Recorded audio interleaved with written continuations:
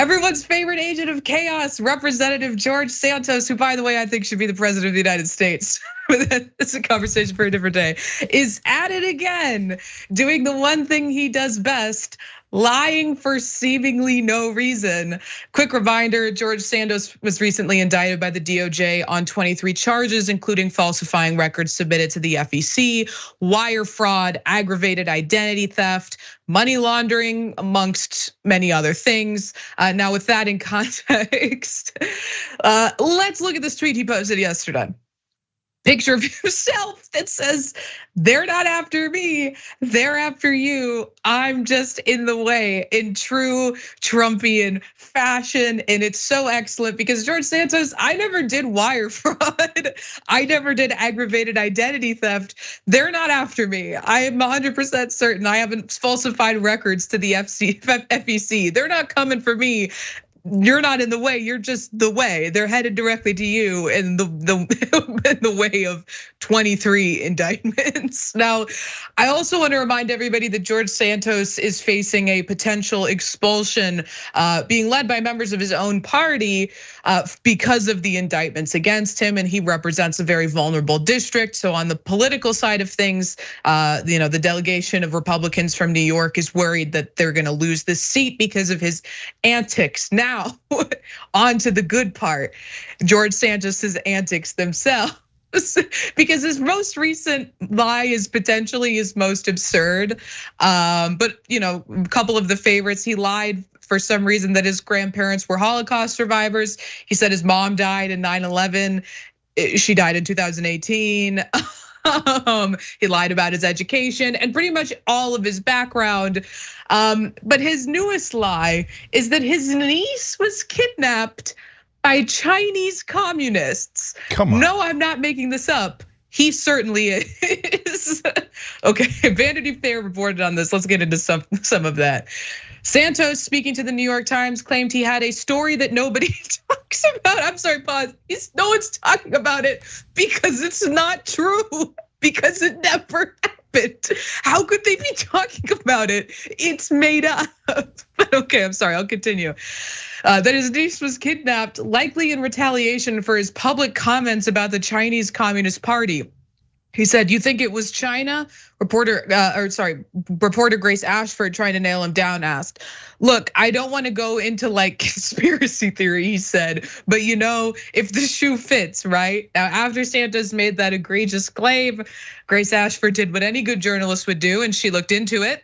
So she contacted 3 high-ranking law enforcement officials who told her this: the matter had been looked into and that there was no evidence of any kidnapping, period, or really any connection to the Chinese Communist Party. Quote, "We found nothing at all to suggest it's true," the official told Ashford.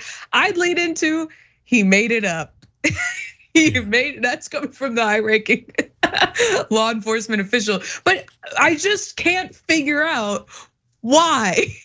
Why did he make it up? And that is why I love George Santos. He is the chaotic lying gay, and I love that for him. And honestly, Slay Queen, you continue to spread those lies in service of nothing, inexplicable. I can't even fathom what the motivation is other than no one was paying attention to him for 2 seconds, so he had to say something crazy. I don't know, Cenk, do you have any theories? Yeah, I do.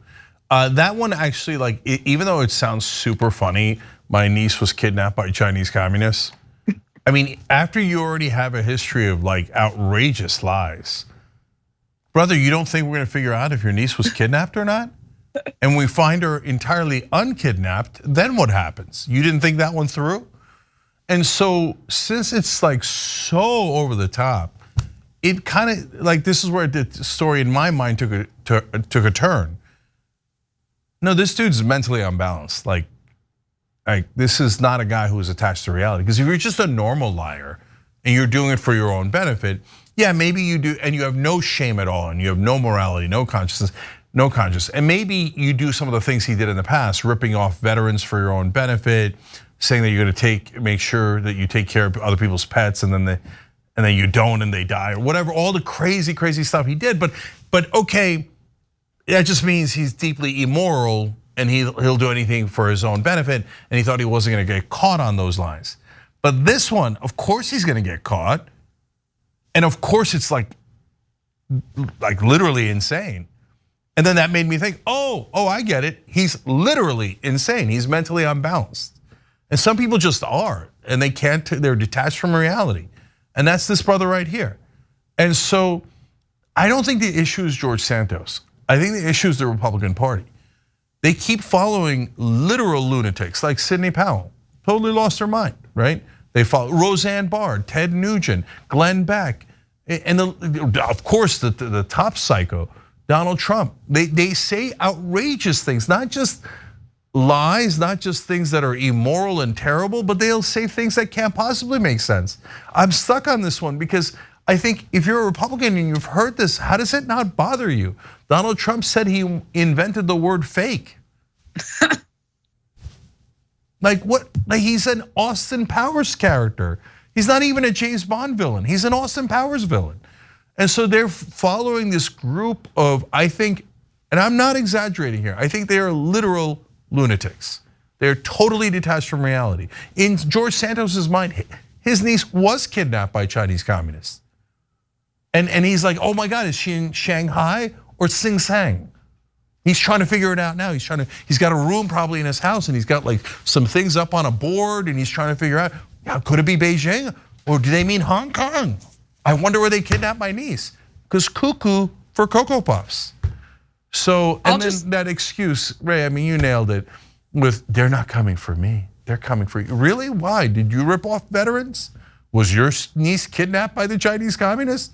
Why would they come for you in that way? But it works really well. The minute Trump says that, everybody's like, oh, take my money. I'm making $15,000 a year. Just take my money and spend it in your defense because you're so innocent. And so that's why they do stuff like this. I'll say there's also some blame to put on the mainstream media who did investigations into all of the egregious lies that Santos told throughout his campaign after he won, not until after he won the election, and there was nothing we could do about it when they should have been fact checking his campaign while it was happening because it was almost immediate after the election. This huge write-up came out about all of these lies, and it feels wrong that the public didn't get this information until after they voted for him, and now they're stuck with him unless they're able to expel him from Congress, which is a hard thing to do.